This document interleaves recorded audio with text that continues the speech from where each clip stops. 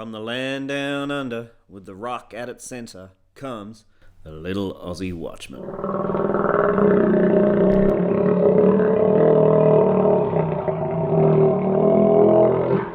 Today, anti-Christian bigotry growing.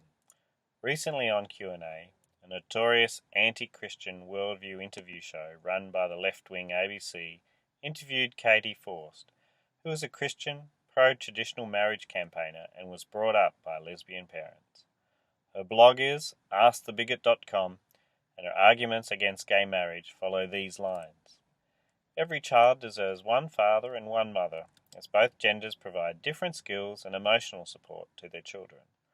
All available evidence suggests that children are more likely to do well in a traditional husband and wife marriage. Media often trumpet studies that are low in number, and therefore unable to show a difference, and are based on volunteers. If, however, one looks at the studies of children of gay marriages which involve large numbers and are not based on volunteers, it becomes painstakingly obvious that children are worse off psychologically and emotionally. While there are times there are no other options, we as a society should not seek to place children in situations which are clearly bad for their health based on both common sense and valid science. The one thing that became clear during the interview is that the haters and the bigots tend to be on the pro-gay marriage side of the debate. Katy was labelled offensive, coming from a place of hate, whose views support prejudice and discrimination. Katy didn't call any of her detractors any names. It is becoming clear that a perfectly normal viewpoint held by humanity for over 4,000 years is becoming labelled as hate speech. Pro-gay marriage advocates are doing exactly what they accuse others of, promoting divisive and hate speech against their opponents.